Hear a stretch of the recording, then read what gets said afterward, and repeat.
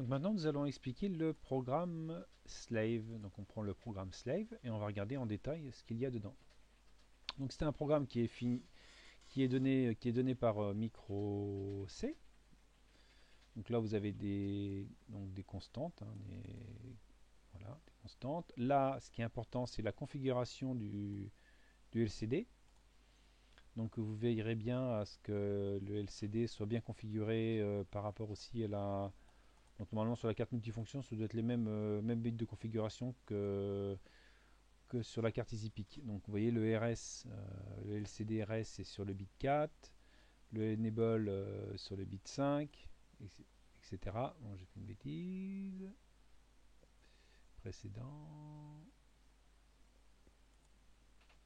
Windows. Voilà. Alors, bit 0, bit 1, bit 3. Le trees, ça veut dire que s'il est à 0, c'est que c'est en sorte, la ligne RB4 est en sortie. Si le trees B4 est à 1, la ligne RB4 est en entrée. Donc là, qu'est-ce qu'il y a en entrée? Donc le RS c'est de la sortie, le NE c'est en sortie.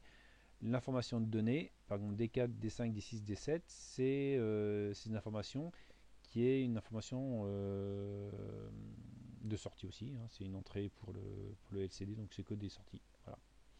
Alors qu'est-ce que l'on a? On a une variable txt hein, qui est enfin composée, donc c'est char comme caractère, c'est un byte en anglais ou un octet en français, byte BYTE.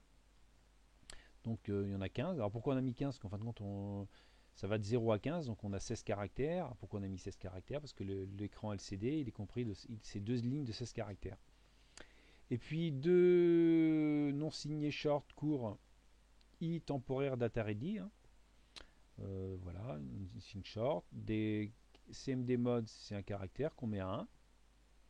Voilà, bon, basic, réponse, réponse identifiant, réponse.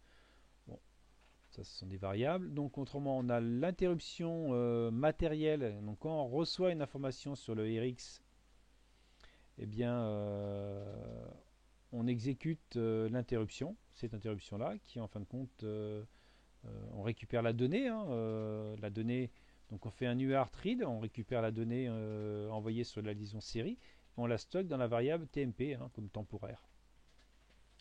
Voilà. Là, c'est tout ce qui est programmation. Non, c'est pas programmation. Si, un petit peu programmation du module. Donc là, bon, on va pas trop rentrer dans le détail à ce niveau-là. Voilà. Alors, voilà ce qui est intéressant. Eh bien, on stocke dans le tableau TI la variable temporaire. Donc, ça veut dire qu'on reçoit caractère par caractère. Et puis, si on reçoit l'information 13, à la fin du tableau, on met 0. Voilà. Et on met data ready à 1, c'est-à-dire que la donnée est reçue entièrement. Elle est comprise entre 0 et 16 caractères au maximum. Donc voilà ce que vous pouvez envoyer, parce que hein, c'est un tableau compris, qui est compris jusqu'à 15. Hein, si on regarde le TX, hein, ici TX, TXT, c'est un tableau compris de 0 à 15, c'est-à-dire 16 caractères. Pourquoi? Parce qu'on a un ficheur 2 fois 16 caractères. Donc voilà, c'est pour ça qu'on a mis 16. Alors, toujours aussi dans l'interruption matérielle, le module Bluetooth peut répondre. Hein. Il peut renvoyer une réponse, hein, ce qu'on vous demandera par la suite. Alors, le programme principal, si on regarde le main, voilà.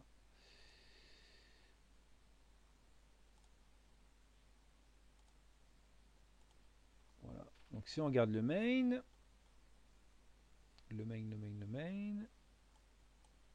voilà, void main, le programme principal. Donc, analog selection, on sélectionne aucune entrée analogique, aussi bien donc ça c'est des registres. Hein. Ces registres peuvent changer, je vous ai dit, suivant le pic que vous utilisez.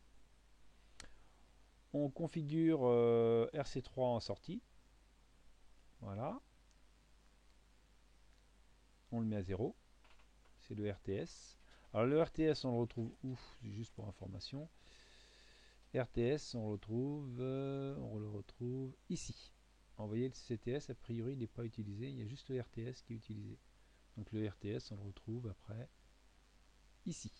Voilà, sur le module.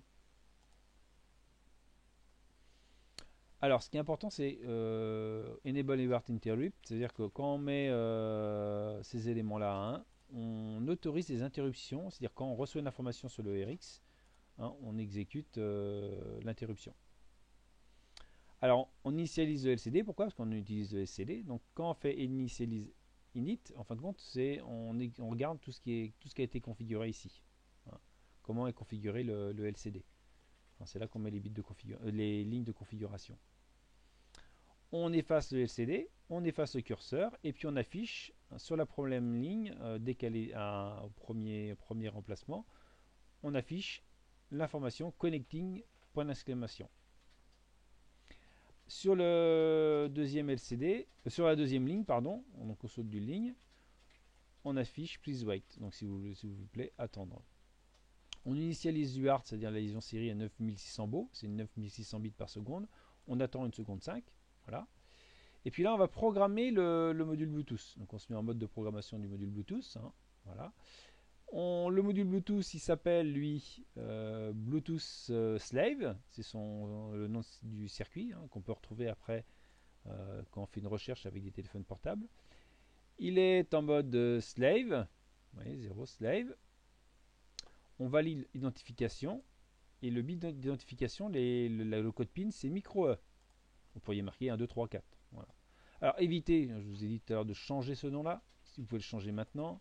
Mais quand vous l'avez fait reconnaître par un téléphone, il faut éviter de le changer après parce que le téléphone, lui, il ne garde en mémoire que l'adresse MAC.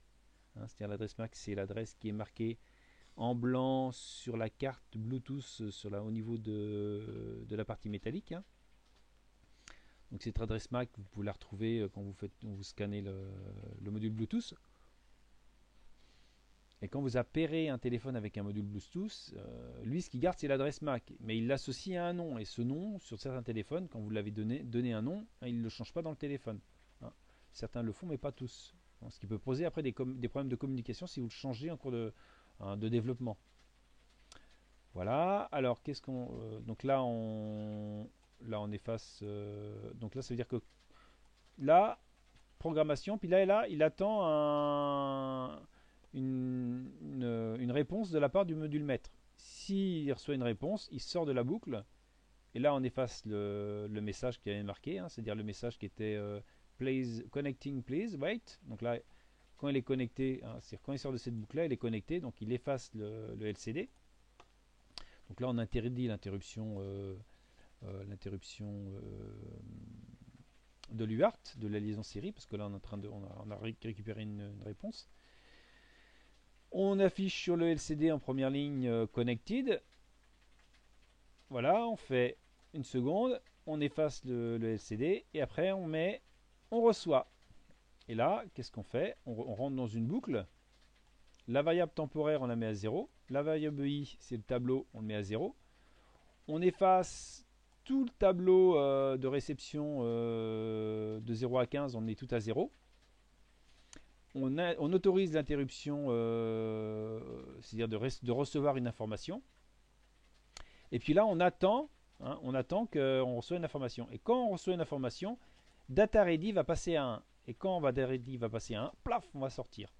Donc ça veut dire qu'on a reçu une information. Donc là, on interdit les interruptions, parce qu'on est en train de lire une information. On met data ready à 0. On efface le LCD, et puis on marque qu'on reçoit. On saute une ligne. Et qu'est-ce qu'on fait? On rentre dans la boucle.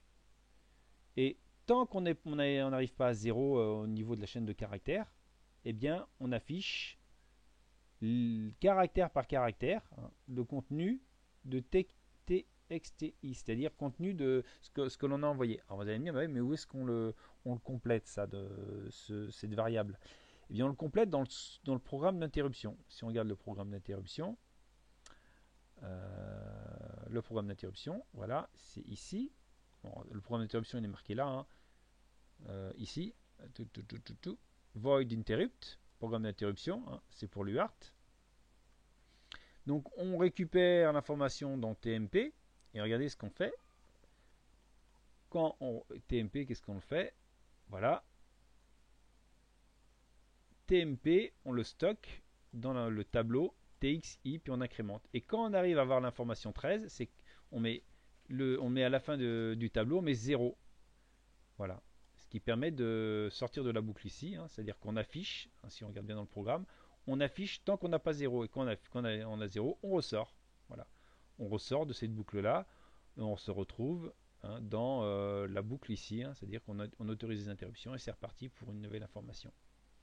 Donc voilà pour le programme slave.